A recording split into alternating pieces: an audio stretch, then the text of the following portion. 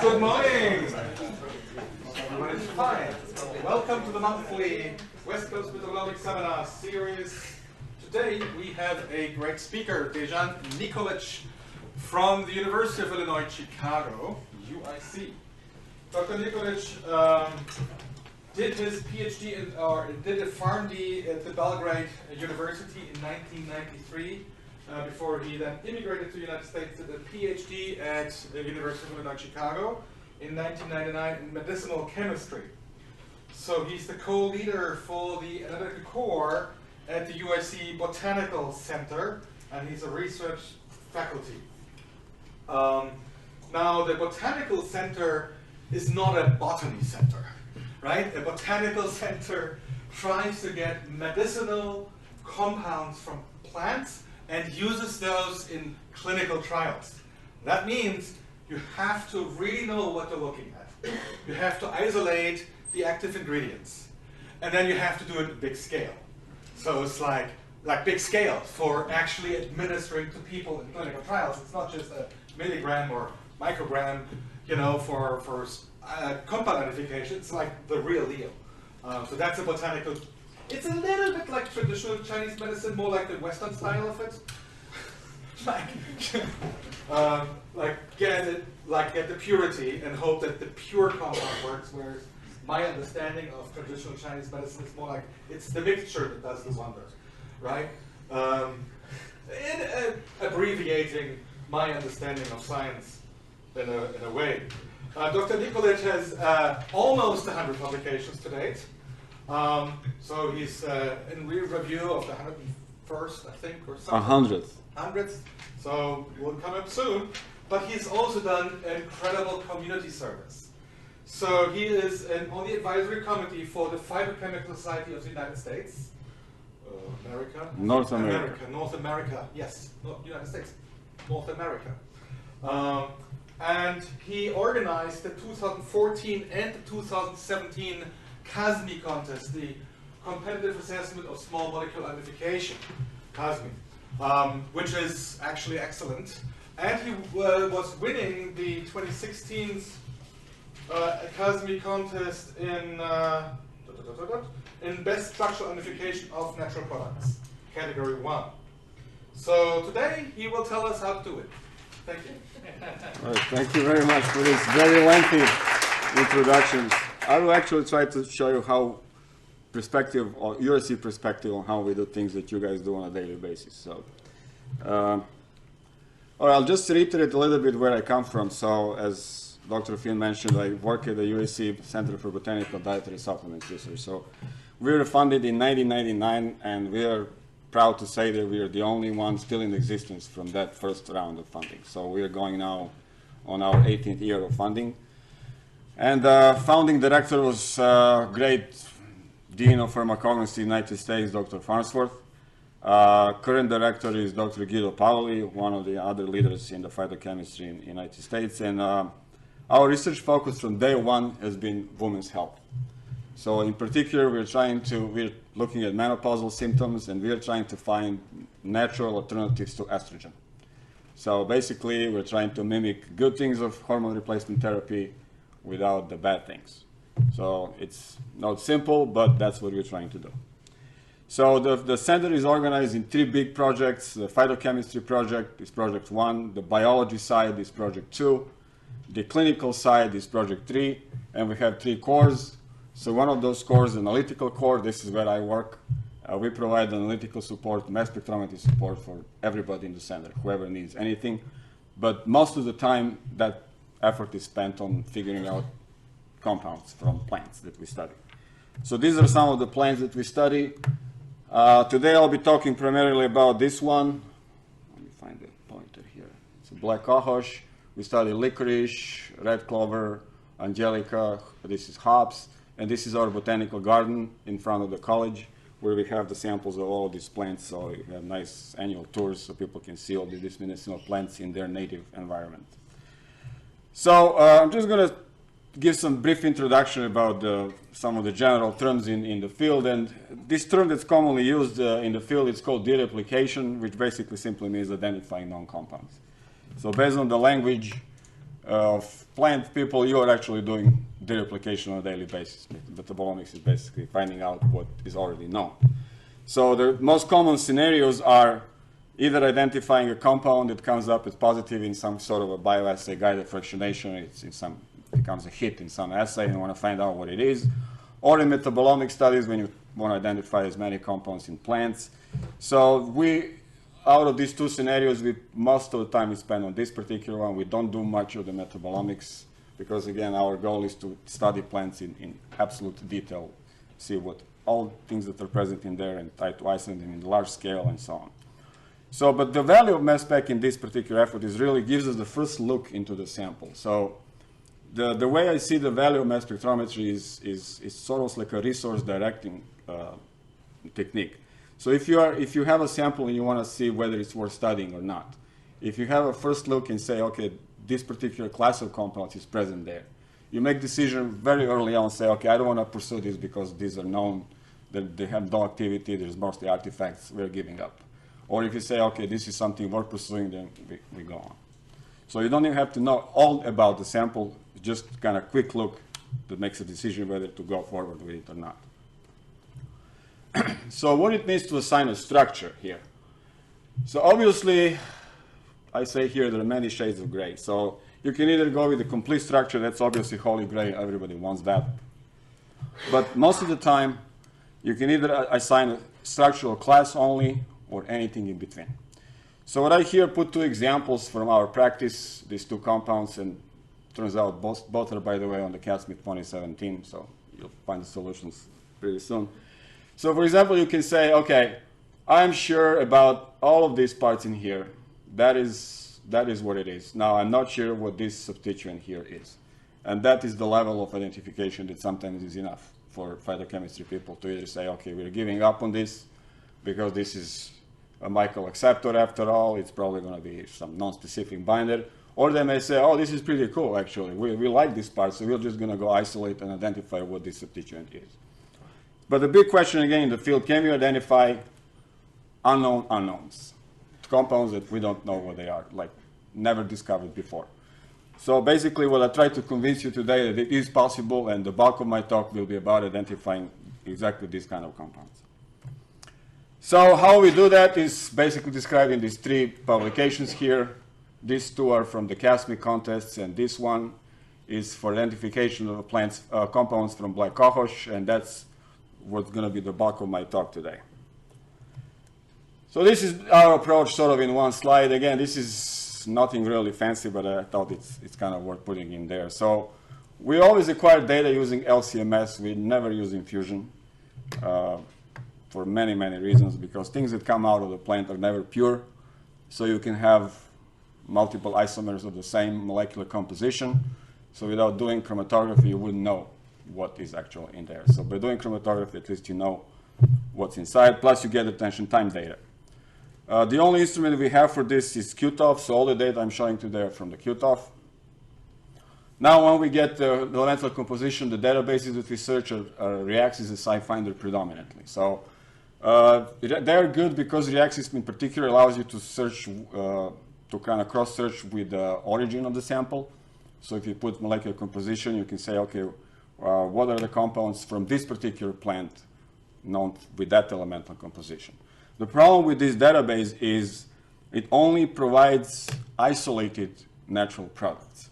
So if compound has been described by someone, let's say from a metabolomic study, without being isolated, it will not show up in this database. So that is why we always cross-reference with SciFinder, which does show those compounds. Even if, as long as they are described somewhere, SciFinder will show it. But the Reaxys will not show it unless it's fully isolated and characterized. So if the formula is known, so this is the branching point now. If formula is not known, then obviously you know that you have a new compound, right? So it's a novel. If formula is known, of course, that compound can be either known or still it can be also unknown. But the formula is known, and then the approach that we take is a little bit different. So if the compound is known, I mean the formula is known, we then embark on the process of elimination of candidates. So when we put it in the database, there will be a bunch of candidates known with that particular formula. And then we start eliminating the candidates that obviously do not fit the data. So you can do that at the MS and the sample origin level. I mean, some compounds simply do not occur in particular class of, in particular plant families. So if you see some candidates that would just never be present in this plant, you can eliminate that based on that. But MS spectrum is another one. So for example, you see a signal in negative mode only and not in positive. You will obviously look at compounds that have carboxylic acids in the structure or phenols and things like that. So just based on this simple MS characteristic, you can eliminate a lot of candidates. And then you go to the MS and then try to interpret it and see which of those candidates would fit the best the data. So if the compound is not known, it's more or less the same. So we interpret the spectrum carefully. We do the strictly manual. So it's really just looking at the spectrum and trying to figure out. We don't use any software or anything like that. Now, one important thing I kind of highlighted, in identifying the unknown compounds, we try to use the biosynthesis knowledge to predict the possible structure. Now, this is actually important. So we try to pretend to be the plant. So if we know the primary metabolites that this plant contains, which can be identified using classical standard metabolomics, then you try to, knowing the biosynthesis pathways, you can try to piece together what possibilities could there be for those primary metabolites, those building blocks, what kind of compound can plant actually make out of those. And then you try to predict what it can be, and then we synthesize those predicted compounds and compare the spectra with what we have. And if it matches, then we have the hit. If it doesn't, then we go here, and then we basically go back and forth until we see something that matches the data exactly. Another important thing is you try to compare with the structural analogs. So if we suspect a certain class, if you have a class of molecules with a similar structure, we compare the spectra and then see where the differences might be and what, if there's any clue from those known compounds to give us the idea of what the unknown compound can be. So then we play with this, and then obviously if we have no success, we have to isolate or just give up. And then whatever we determine is the end result. We always give this some kind of confidence in this. So this confidence business in the literature, I just pull out this paper from Szymanski. There is these different levels that people describe, but that really talks about the sort of what kind of evidence do you have for the proposed structure. It doesn't really tell you how confident you are in what you are identifying. So what we do at USC, we have pretty much a very generic sort of a verbal that goes from I have no idea to you can bet my life on it. So what I'm trying to differentiate here is that you can have confidence in, for example, for my users, if I say I'm absolutely sure this is unknown compound, that is actually good enough. So I do not identify anything, but I'm absolutely confident it's unknown, it's a new compound, and therefore they're going to go to isolation. If I say, I'm pretty sure it's a flavonoid, then they give up because nobody wants to isolate another flavonoid. So that's the kind of the confidence level that we kind of do on a daily basis in our department. So it doesn't necessarily mean what kind of evidence do you have, but how sure you are in whatever level of identification you propose. So for example, in here, as I just going back to the same example, I can say, okay, I'm absolutely confident in that. I do not know what this is, or I can say, I'm pretty sure just about this part. I don't know anything about this part, and so on and so forth. So for them, this is actually very useful. So when they go back and look at NMR data, they know, okay, this part he's absolutely sure, so we'll give up on that. We look in this part when he's not sure. So now let's go back to the actual data. So I'm talking about this plant, black cohosh. It's a very popular plant for alleviation of menopausal symptoms. So whether it works or not depends who you're asking. So if you ask, some women will tell you it's a wonder drug. It does wonders. It's wonderful. Some will tell you it doesn't do anything. So we also did clinical trial at USC and found it doesn't do much. But anyway, the plant is very interesting from the phytochemical point of view because for years, only these two classes of molecules have been described, these triterpenoid glycosides and these phenolic acids. What I'm working on, and I've been working on for quite some time right now, is the third class, these alkaloids and other compounds with nitrogen. Now, as a pharmacist, I studied a lot about alkaloids. They're drugs, so they're basically flagship natural products. So when people talk about value of natural products in therapy, 90% of those compounds are actually alkaloids. So when you find the alkaloids, that means you have a chance to find biological activity in there.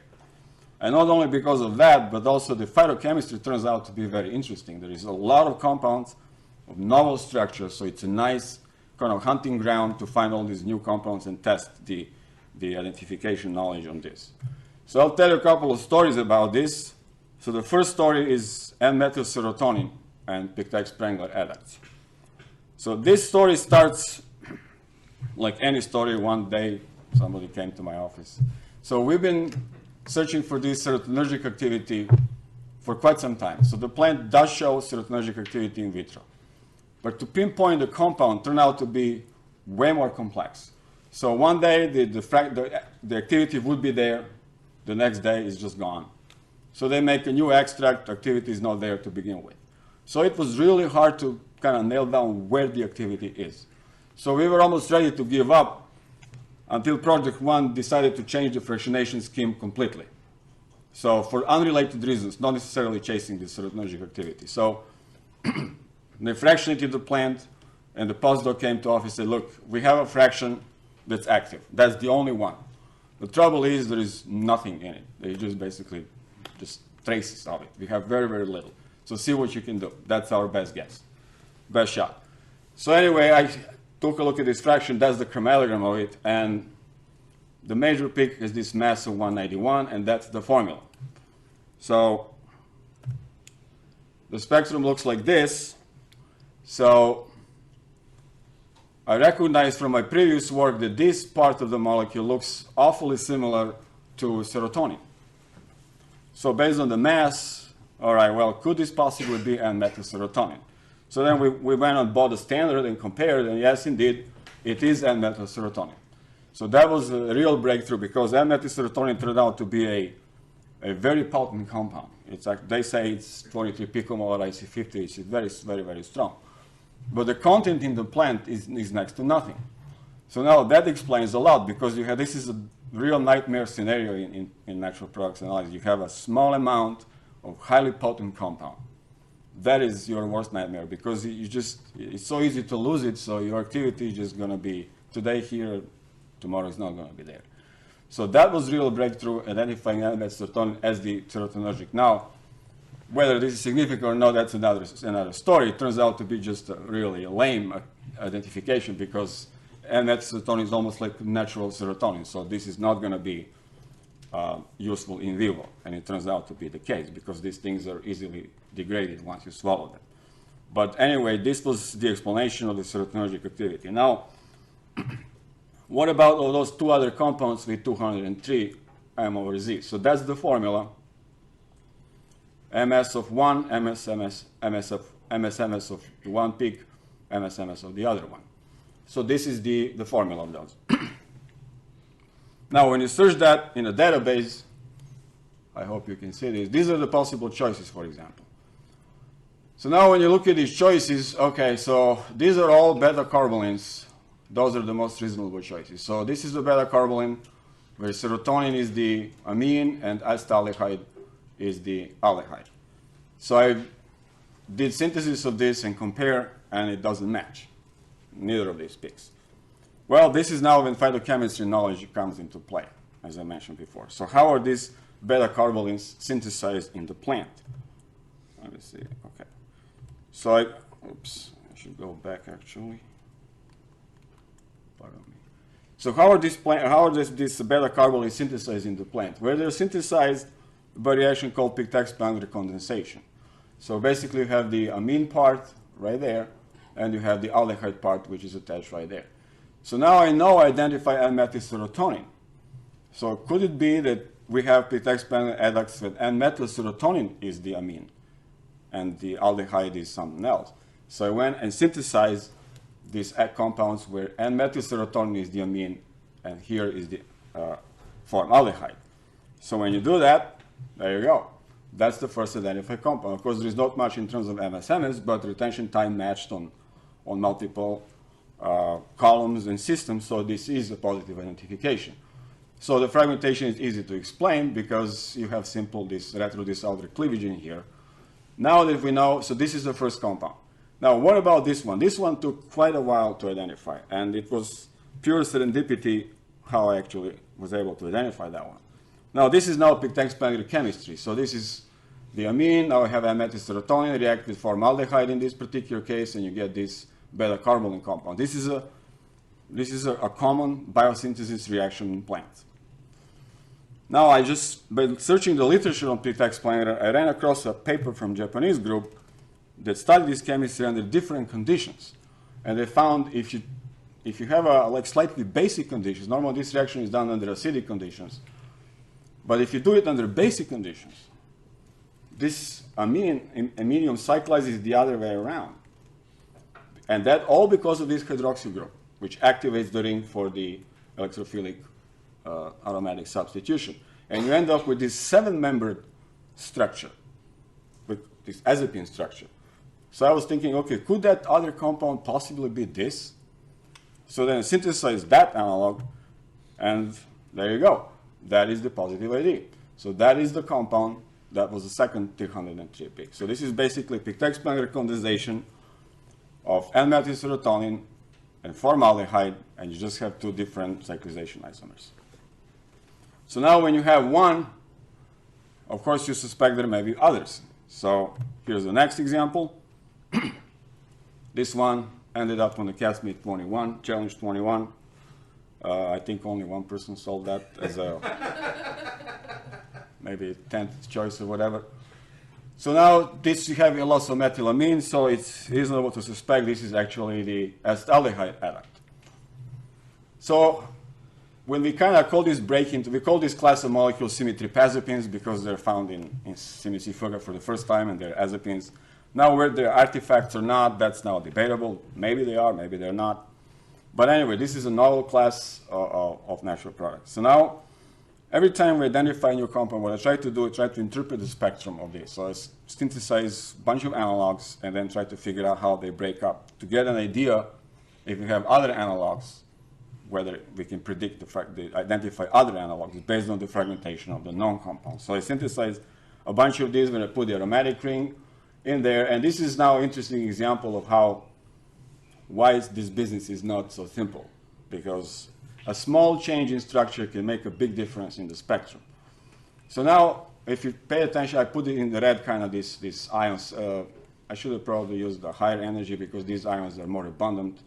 But if you notice here, this unsubstituted benzene has only 188. Here, when you put methoxy, you get 187. With nitro is 188, but when it's OH, it's 189. And the fragmentation is really different. For example, this methoxy has this D ion, which I label D ion, is the dominant fragment ion. The benzylic structure, that's the benzylic ion right there, is very abundant when it's methoxy, and it's not even there when it's nitro. So obviously, this substituent makes a big difference in the fragmentation. So one way to explain that is this is a proposed mechanism. So it's so after the proton transfer in here, I'm just going to skip through this. This is just too much fragmentation. Anyway, I propose that what happens is through a retro-pictet-Spengler, which basically means the molecule breaks up the opposite way from its synthesized. So when you interpret the spectrum, this is always a good idea to try to basically go back into the synthetic cycle. A lot of molecules tend to fragment the opposite way from which they're synthesized. So in this particular case, that's probably the case. So we have this retro-pictet-Spengler that we end up with this ion-neutral complex between the indole and this substituted benzylic ion. Now, this ion-neutral complex can have different fates. It can obviously dissociate. You get benzylic ion. Now, that one will depend on the substituent here. If it's electron donating, it's going to be more stable. Therefore, you're going to have more abundant. If it's electron withdrawing, it's not going to be stable. You won't see it. But now, in this particular case, when you have hydroxyl in there, that's what's unique about this, because it can flip over, and then you can have a proton transfer from the benzylic side to the indole ring, and you get this ion of 189. And you don't see that with other molecules because they don't have this hydrogen. So you ask a question, okay, if I put other substituent here, OH and others, do I see those? Yes. So as long as you see OH, doesn't matter what else is there, you will see ion of 189. Now, in the case of the electron withdrawing group in here, there is possibility for the single electron transfer. So what we end up doing is we see this radical cation of 188. So that is the difference between electron withdrawing groups, electron donating groups. Donating groups will promote dissociation here, and you get benzylic ion predominantly. Electron withdrawing group will promote the electron transfer, and you get 188. And if you have OH, you're going to promote the proton transfer. So that's the difference in the fragmentation. Now, doing this, you always find out something unusual. So this is go back to this ion 255. Let me just remind you again what, oops, I'm actually going, hang on a second. I'm actually pressing the button for the forward here. Yeah, just this ion. Yeah, this 252, which is fairly abundant. So going back to that one. All right, so here's the results of the MS3 experiment. So this is the compound that weighs 295. When you break it inside the source and get 252, and you then select 252 to get MS-MS, you get this kind of spectrum. And now from the methoxy derivative of azepines, you get the same spectrum, which is kind of interesting. So how can this molecule, which is a beta-carbolene, have anything to do with this molecule, which is the azepine? How can this spectrum be the same? Well, the logical answer is that these two basically convert during the fragmentation. This thing converts into that. So the mechanism, proposed mechanism for that is this. So if you have the retropictet Spengler, now this cation here can simply go back and you have pictet Spengler, which is fairly favorable when you have the donating group in here. So once you get pictet Spengler inside this is now the gas phase reaction. Through this 1,2 hydrogen transfer or whatever, you end up with this ion of 252, which is really the same as is here, because in here this group is already attached to the position 2. So this ion of 43 is lost on there. When you cut it right there, that's the ion that you get. So when you do here, that's what you get. So this azepine converts into the beta-carbolene during the fragmentation. So it's an unusual thing, right? So anyway, using that knowledge, then you go back to the plants and all those endless MS-MSs, and then you can fish out that this plant actually makes a lot of these compounds. So these are some of the pot analogs. So it's basically ethyl, propyl, and you have even these compounds when attach some of the carboxylic acid and the benzylic. So this is all normal because all these aldehydes are coming from the metabolism of amino acids. So it's not a stretch to propose that these compounds indeed can be present. So these are some of the examples. And then I should reiterate one more time, these are all new compounds that are not described before. All right, so let's solve one more example of that. So here's another compound. That's the molecular weight, molecular formula. This N5 is almost a giveaway for arginine type of thing. So you have, when you have loss of 59 and 60, that suggests you have one amino group in there. So when you plug this into the database, there is a compound like this, but we actually procured this compound from the original person who described it, and the spectrum doesn't match this. Now, what it could be? Okay, well, now we know pictet Spengler occurs in the plant. It's one of the major biosynthetic reactions. So it's not a stretch to propose, well, maybe if we move this carboxylic acid right here, we're going to have a tryptophan core that reacts with this 5-member aldehyde coming from the deamination, oxidative deamination of arginine. And then you synthesize this compound, and yep, that is the solution. So it is basically the pictet Spengler adduct of the tryptophan with this 5-member guanidine aldehyde, which comes from deamination of arginine. Okay, so the second story is the cinamides. So cinamides are these molecules that have this sort of structure. So you have these, they're basically amides. So you have the cinnamic acid attached to some kind of amine. So the first examples are these classes of molecules. So that's the formula right there.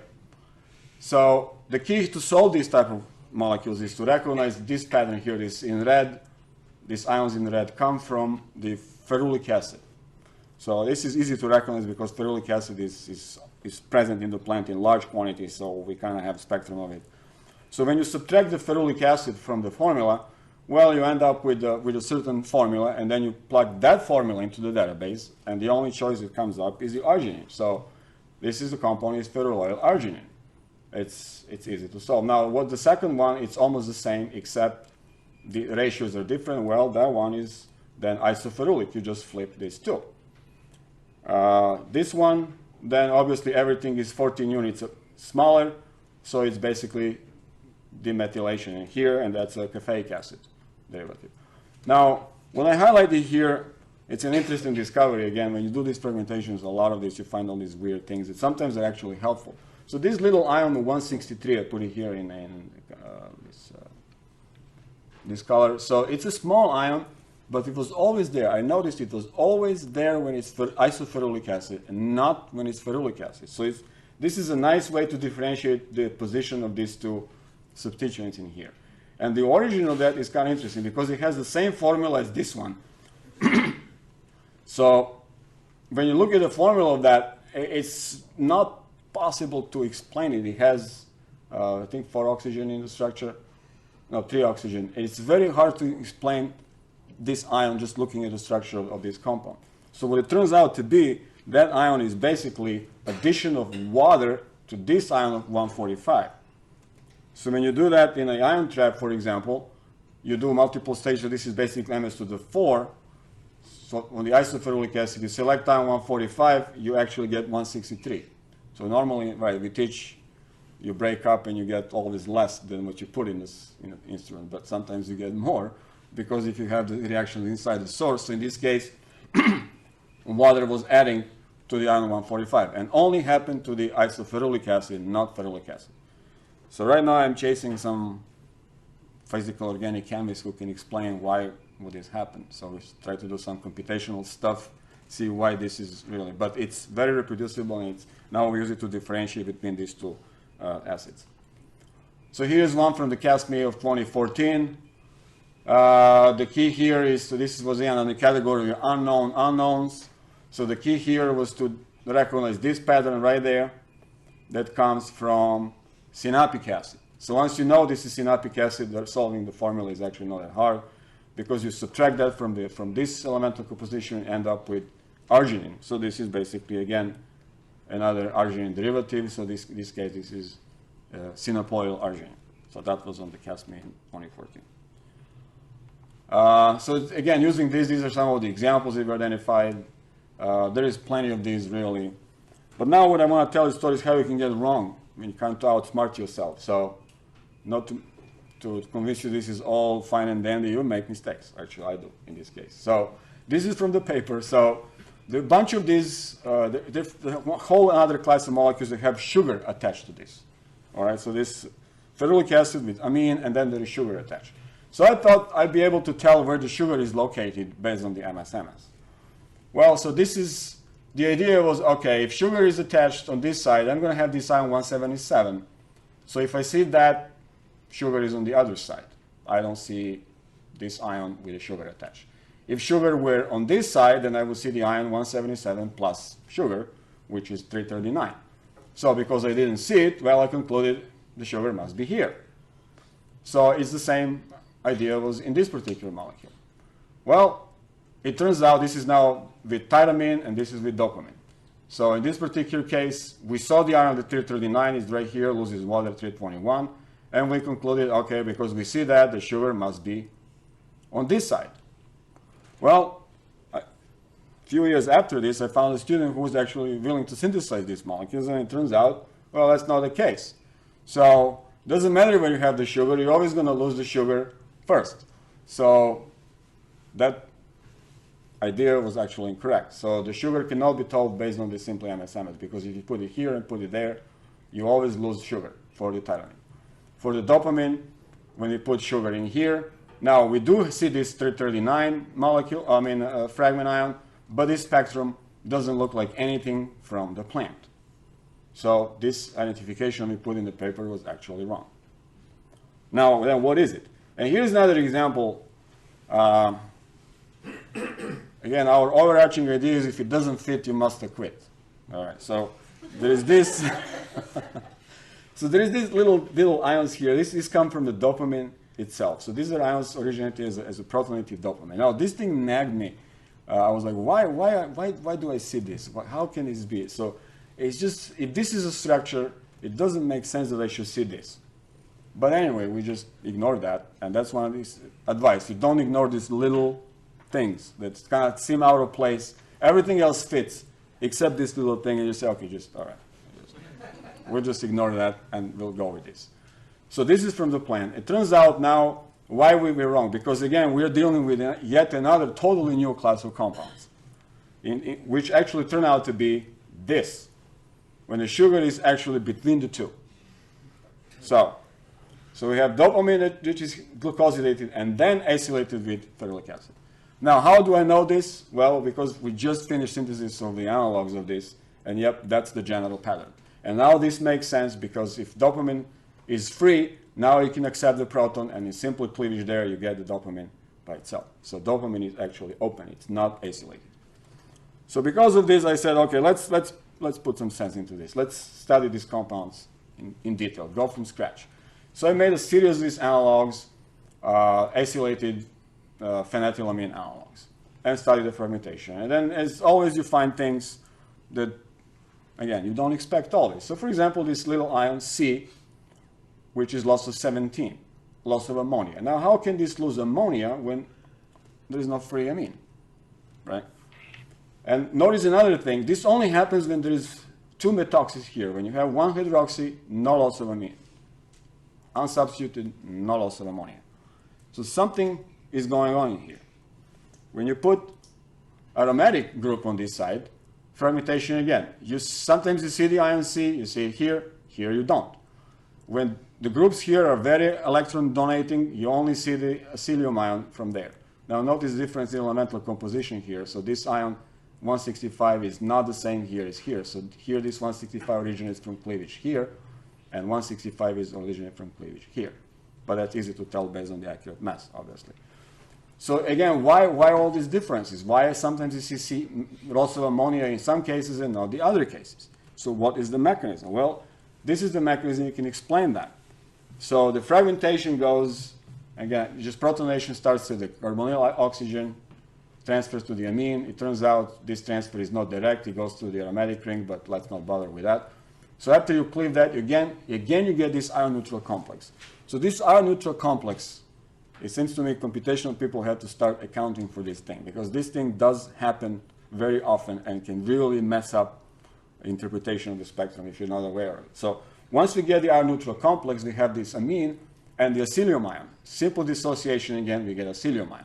Now, depending on what the structure is, if you recall two methoxy groups, it's a very stable ion, that's going to dominate the fragmentation. If you have nitro, again, doesn't like it, you're not going to see it. If you have a proton in here that can get transferred, or hydrogen, then you get the protonated base as a fragment. And now here's the real key in here. In this case, so now you can have a third reaction, which is electrophilic aromatic substitution. You have basically Friedel-Crafts acylation occurring in the gas phase. And where would that occur? Well, depending on the acylium ion is in here and the reactivity of this ring. So if this ring is not reactive enough, the acylium will not attack. And reactive enough means you need to have at least two hydroxyl groups. So that's why 1 is not enough and 0 obviously not enough either. So you need to have sufficiently reactive aromatic ring in here to be attacked and undergo the electrophilic substitution, Friedel-Crafts reaction. And then once that happens, then it's easy to get this intermediate which can lose ammonia very easily. So that is the reason why you see ammonia in some cases, loss of ammonia, and not in other cases. So here's even more complex example. This is with nitro group in here and this kind of analogs. So again, the only difference here is we go from hydroxy to methoxy. And the spectrum changes dramatically. I mean, these two, you can probably say they're similar, but what about this one? This one is just totally different. Now, it was different so much that I thought I made the wrong compound. So go back to NMR, look again.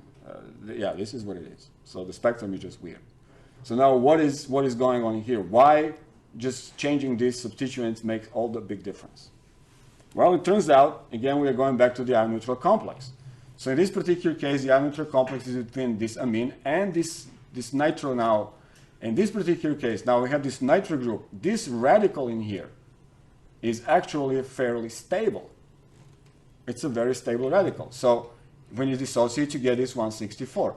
But depending what is in here, all right, you can have electron transfer. So when there is just nothing, then electron transfer does occur because the ionization potential of this aromatic ring is not good enough. So the homo-LUMO difference is just too big, so electron cannot jump. But if you have two highly electron donating groups, then electron transfer can occur. So what you're seeing is basically the radical cation of 152, which is electron transfer. Now, in case of dopamine, you get this cation radical, but now you have these hydroxyls. So this can now flip back, and then you can have a radical abstraction. One of these hydrogens get abstracted from this radical, and you get this intermediate, which then isomerized to this ion of 123. So let me just remind you one more time. So it's right here. You only see it here, not anywhere else. And it has to do with this electron, with the possibility this radical in the ion neutral complex can abstract a hydrogen from there. So you can see all these intricacies. It's not so simple. You know, sometimes spectra are just not nicely matched. You can have, like, say, a metal group difference, and then everything will be shifted by 14. That is sometimes correct, but sometimes it's just not. So let me conclude this with another aspect of what we deal in a daily basis, and that's the question, what's in the bottle? Now, we're not hearing that much about this in the literature because obviously how can you publish you bought a wrong thing from Sigma, right? But it's something that everybody should be aware, maybe, but those writing grants are actually going to be aware of that. There is another section called Authentication of Biologicals and Chemicals. So NIH will require people to authenticate the compounds they study, that they are what they claim they are. So here's the thing, we bought this compound from a company, and this is what we wanted to buy, and that's the QC NMR. This is the NMR they sent, it's a QC. Now, if this means, does it mean anything? Well, they could have just had this NMR and sent it to everybody. It took it maybe 10 years ago. Yeah. So it turns out this is the NMR of what they say, what the compound is. So this is correct NMR of that. But whether it's in the bottle, that's another story. So when we got the compound, all right, that's the chromatogram. That's why I always do LCMS, not infusion. Because these two have the same elemental composition. So if you just do infusion, you see one peak and you don't know what's going on. But so if you just molecular formula was wrong, so then you can stop at that point and say, okay, well, this is just not a compound. So what probably happened is these guys have a MSD or something, low resolution, they put it in the instrument, saw the mass 339, that's what it is. So when you do LCMS, you see there's actually two compounds in here. So when you take MSMS, this is in negative mode. Now, there is not much to go on in here, just one fragment. But if this were the compound, right, you would expect a whole lot more, right? So not just a single peak. So even that, if you remember that slide of elimination, so if you have a structure MSMS like this, you can eliminate this compound as a possibility because this compound would break up in many, many different places. First of all, if it breaks in here, erythrodisulfide, the ion would be 117, not 119. So right there, you conclude this is not the compound. It turns out this is the compound. So this is what they sent us instead of this. And this is now easy to say because in this case, if you break up right here, this is down to 119. And you don't get anything else because the charge cannot stay on this part of the molecule. So that is the part of eliminating candidates. It's a very simple spectrum, but you can easily differentiate between these two because here, charge negative can stay only on this side and not on that.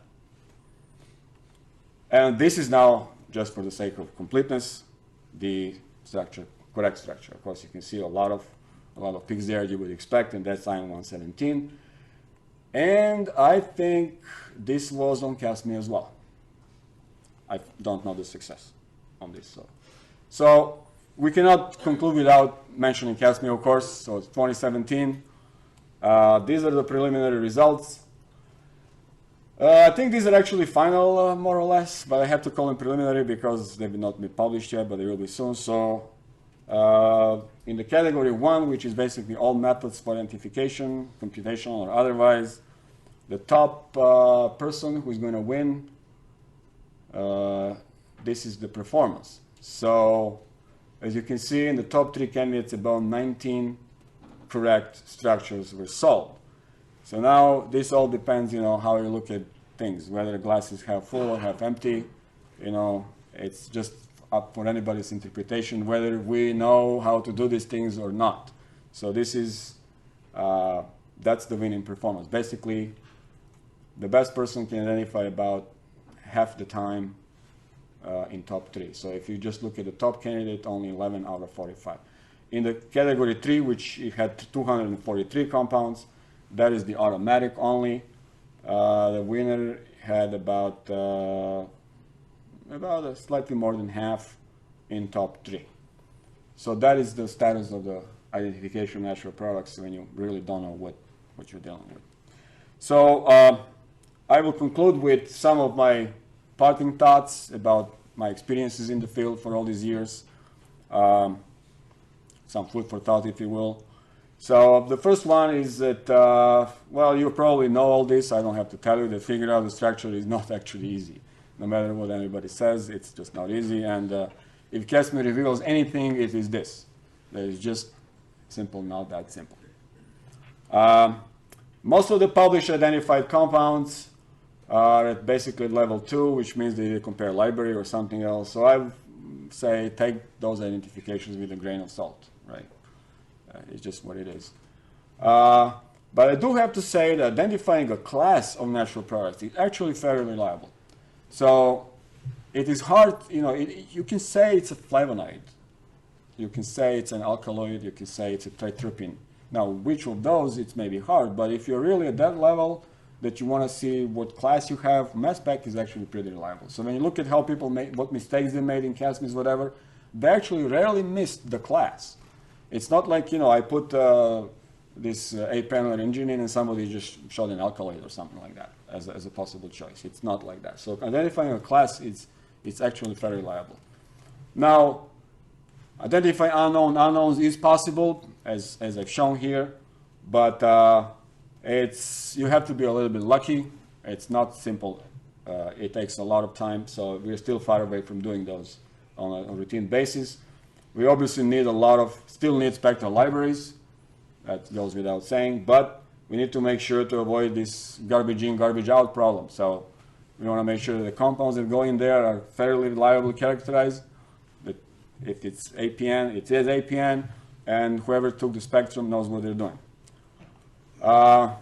This is just my general observation working in this field for years. I have to say that NMR is still the first, mass spec defers to NMR. We've had many discussions over the years in the group. When things don't match, like I cannot explain the spectrum, NMR people just say, well, it is what it is. So we just have to give up.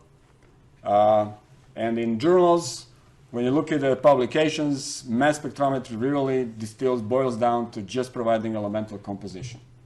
Nobody interprets the spectra at all, nor they submit them in the first place. You won't see a phytochemistry or natural products, new compound when somebody interpreted the spectrum.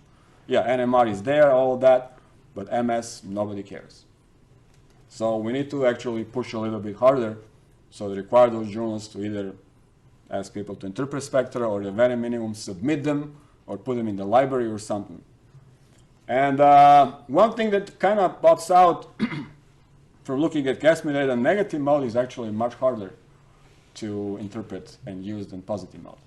So a lot of people, if you look here in the negative mode, its performance was really much weaker than compared to positive mode. So we need more fundamental studies into understanding how negative mode works to make better prediction software. And with that, thanks to my collaborators, Dr. Van Bremen was director till recently, Guido Pauli, current director. Tanya was the postdoc who worked on serotonin story early on, the one who brought the fraction. And Tamara proved me wrong by synthesizing those those amines with the sugar, and Joel helped a lot with the chemistry, and these are the people who pay the bills, and this is the group. And thank you very much. This has been a quite nice experience in here, seeing the Disneyland of mass spectrometry here.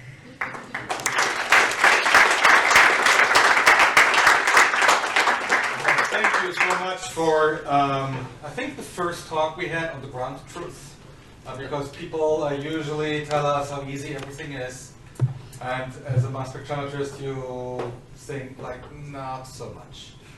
So we did have quite a bit of experience ourselves and,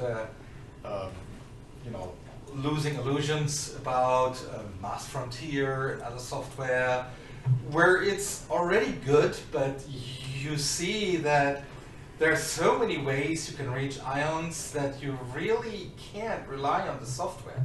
Now you said several times you have to do it manually, you have to do retro thinking about the biosynthetic pathway and going backwards, and electron withdrawing and putting it in, and then you have these radicals, and then they are complex, and then look what happens now. Can this ever be done in software? Well, that's the question I have for you. I really don't know much about software, so there has to be a way to incorporate these things somehow. All right. Further questions? Tobias. My question actually went into the same direction. How can we translate the knowledge that you have and other natural product researchers actually into software? You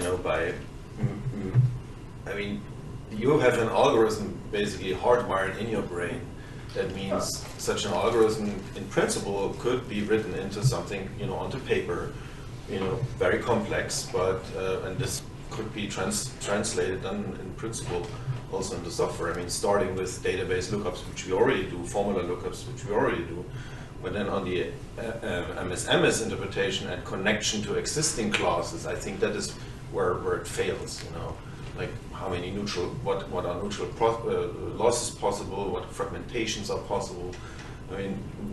But in principle you could write down some In principle you could. I know Lloyd Sumner is doing similar to his phytochemistry kind of knowledge. I think it's called ChemTool or something like that, when they try to sort of incorporate this biosynthetic pathway into possibilities. What kind of compounds can you actually synthesize?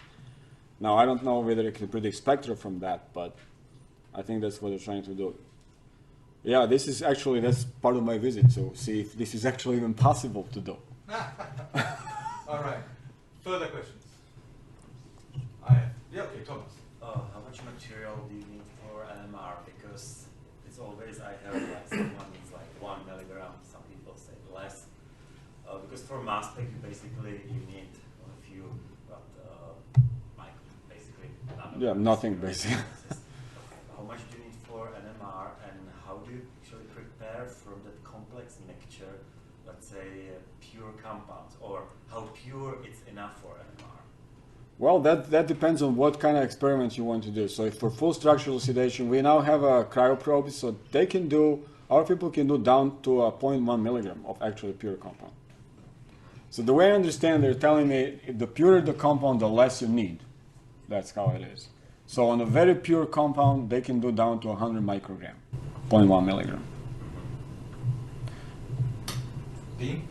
So I know Guido, and I know he's pushing for inclusion of raw NMR data. Yes, absolutely. So is there hope is he also going to help you push for the raw MS data? I think that would be great. He would ask me to push that, because yeah, that is, yes, he's pushing for that. Yeah, I don't know if NIH is going to do anything about it. They are requiring now the identification of compounds. We actually had a center distributors, they call them pilot projects. So there was one faculty who proposed something, and they asked him as a condition for the award that we check whether the compounds he's studying are what he claims they are and what the purity is. And turns out 1 out of 8 was wrong. So it now becomes one of those things, like, at which point you discard everything. If you say 10% of the compounds that we buy are wrong, do you ask that everything that you buy you have to check, or you just sort of say, okay, well, whatever? I mean, for natural product isolation, especially for me, that would be interesting. If you could get the top couple of journals to require that as supporting information? For the spectra, you mean? Yeah, for the spectra. Yeah. Right now, as we speak, I'm fighting with one journal for that. Yeah, the authors are just very, very pushy. They say, why is that all of a sudden? We don't need MS for anything. Structures are correct, that's the end of it. So, yes. Going back to the previous question that was asking about NMR, NMR and mass spec can be rather misleading to say that, because you can have a single quad on a GC and call it a mass spec, or you can have a triple top on a LC and have mass spec, and they're wildly different machines. The same thing with NMR. You can get a 60 megahertz if you can still find one, or you can get a 900 megahertz. Yes. My question is when you ask for a 0.1 milligrams of pure compound, what sort of an instrument do you need? Yeah, that's a good question. We're lucky to have 900 megahertz NMR. Yes. I have to say I've been blessed to work with let me see, well, if he's not here, that's a big mistake. Oh yeah, that's right. So David Lankin is really guru of NMR. We're just joking. If he can't solve anything, it's a quantum mechanical problem. It's just non-solvable. That equation doesn't have solution. I mean, he knows everything. So we're lucky to have him around, and 900 megahertz, which was bought, by the way, for protein analysis. But all the protein people left. They don't know how to do it. So, so we stepped in and took advantage of that. Yeah. Okay. So you have you uploaded stuff to Mona? I'm uploading something. Yeah. Because one of those things is not only to have a spectrum in a journal, Yes. but really to have a spectrum in a public repository library. Yes. where you can get it down, because I can't read all those journals, and it's really hard to download something from a journal. Impossible. Yeah, impossible, right? So what do we do with legacy data? So there's like 16 years of decades of work in phytochemical letters, and so how do we get this out? Well, that's a part of the discussion. If you know how to, well, you're writing a grant, now we have a standard grant, right? We can maybe write a grant, somebody can go through the spectrum and manually input the text files and then upload that. I don't know if that's possible or Yeah, not. but sometimes it's really hard even to read the figure, right? So look at the figures like... Maybe have a separate folder like legacy data. These are manually retrieved from whatever, and then, I don't know, is it technically possible to just create a text file and then upload that in the database? Yeah. I mean, Just like manually going and... no, text file meaning like I am so and so this intensity. Yes. Yeah, that's what we do in Mona. Definitely. Our Mona guys today sick, but yes. So you guys pay someone to go totally possible. to journal and then just read it manually from a figure and say, okay, well, that's a spectrum. Okay. You did talk about you did talk about MS3 at some point, but you also told me you only have a QTOF. Do you do pseudo MS3? That's pseudo, yes. Pseudo MS3. Yes, that's a pseudo MS3, yes. It's a Um, poor man's MS. You also briefly once you talked about collision energies. Do you test 3 collision energies? 5? Yes. Yeah, 3. 3.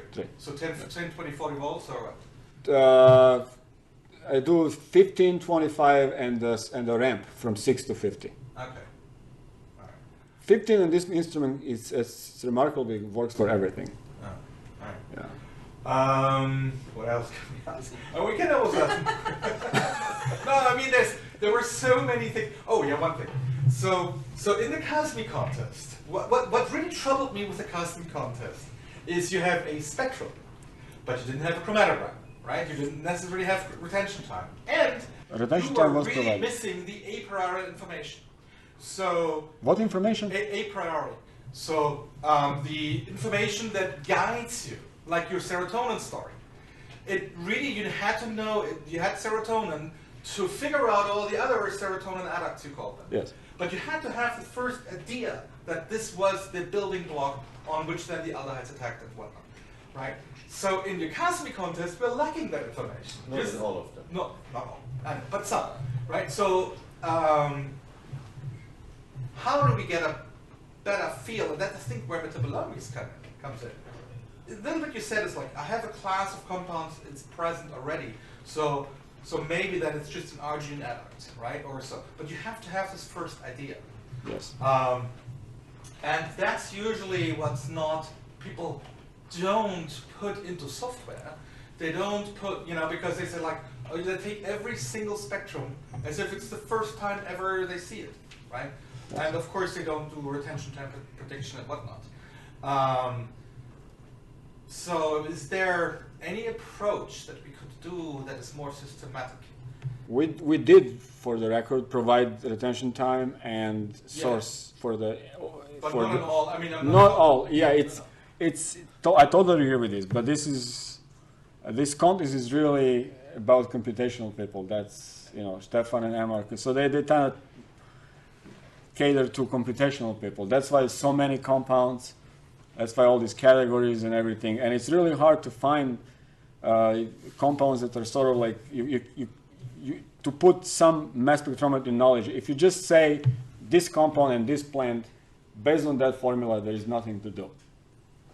So it's just so easy to find out. So we wanted to withdraw some of this information to make it more meaningful for interpretation. But in reality, yes, you identify many compounds simply based on where you find them.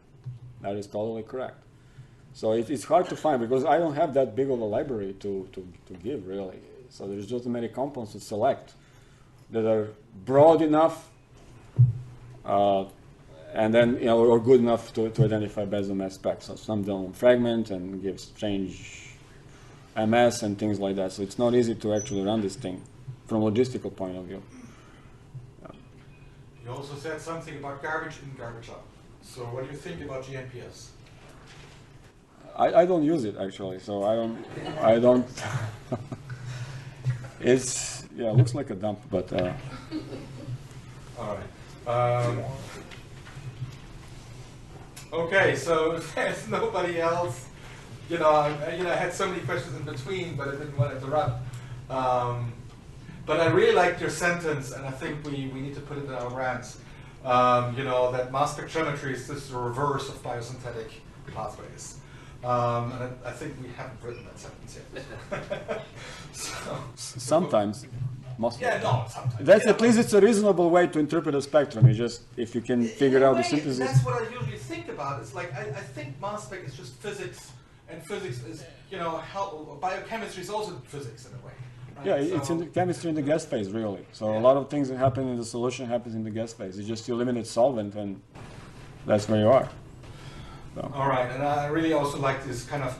I sometimes tend to call them rearrangements. They weren't real rearrangements, but they were to some extent. And people in LCMS, they always claim that it's not really there. It's just fragmentations and losses. Yes, And it's not just fragment. You clearly showed it's not just fragmentations, losses. It's really complex reactions, which is beautiful, actually. I found your talk most entertaining and beautiful. For That's not often said. No, I don't say that usually. Actually, true. I usually say thank you.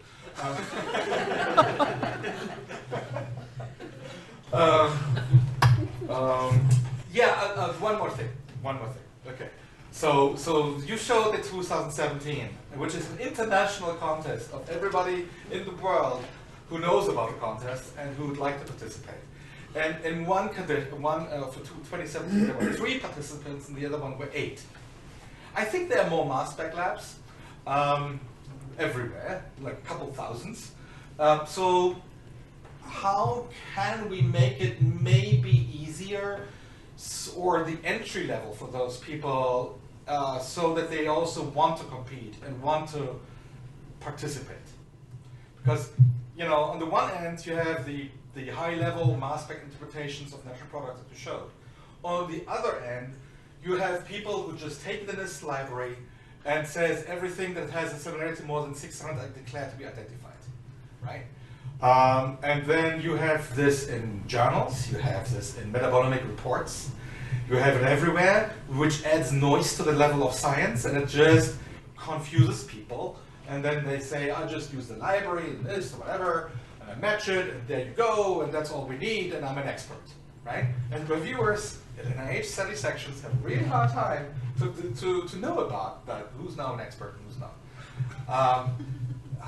Can we make the CASME contest in categories where entry-level people can compete as well?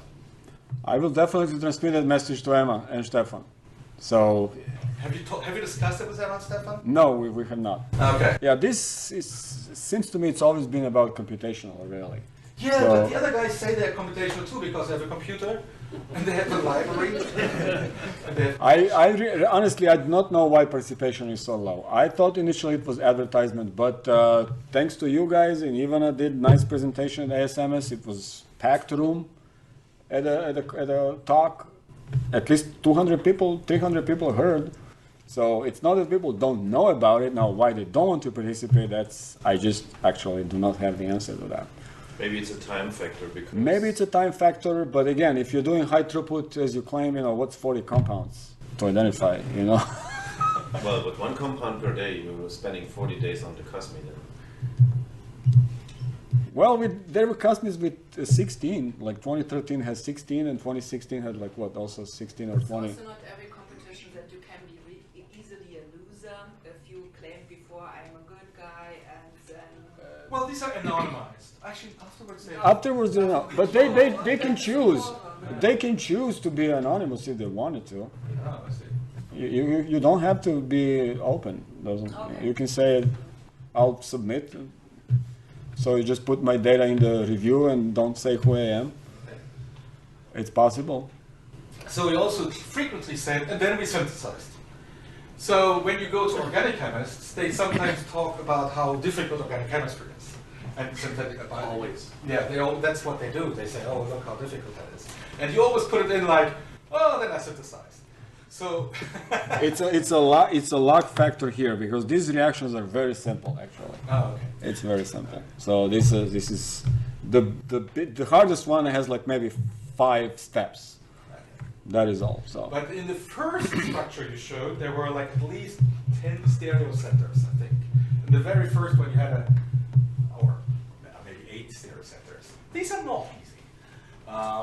And no, I and didn't. in Emma's overview of the, she didn't even talk about stereochemistry, right? So the newest recommendation by the Metabolomics Society is level 0. Is with stereochemistry and identification. And Okay. level 1 is, well, when you don't know, right? It's stereochemistry because that's so hard. Yeah, 2D stereochemistry. versus 3D, that's a Yeah. differentiation that Yes. Emma didn't have in her Yes. list. No, mine don't have that many stereo centers. Actually. No, I've seen that, but the first slide or so that had a lot of, I thought. Oh, but maybe that's certainly what's in the that's what's in the plant. Oh, we cannot synthesize that. We cannot even attempt to do this kind of thing. No, that's just that's for Nicolau and But you, And Stuart Schreiber, therefore, though. you still think that any good mass spec AD lab should also have an organic chemistry to it.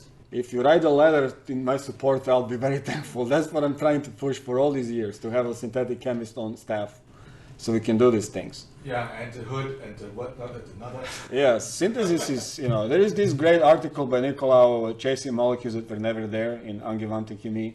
I think it was 10 years ago, basically describing all the misidentified natural products that were proven by the synthesis to be wrong. So that's it's just probably the ultimate way of proving the structure. NMR, even crystal structure, you can get wrong. It's. I always like to joke, no structural method provides a structure, because all you get is just spectrum, right? Nobody says, there you go, that's what it is. You still have to interpret. So some are more reliable, some are less, but mistakes can be made. All right, so now I have really a lot of questions. So if there's nobody else here, I'd like to thank our speaker again for a very nice discussion. All right, thank you guys.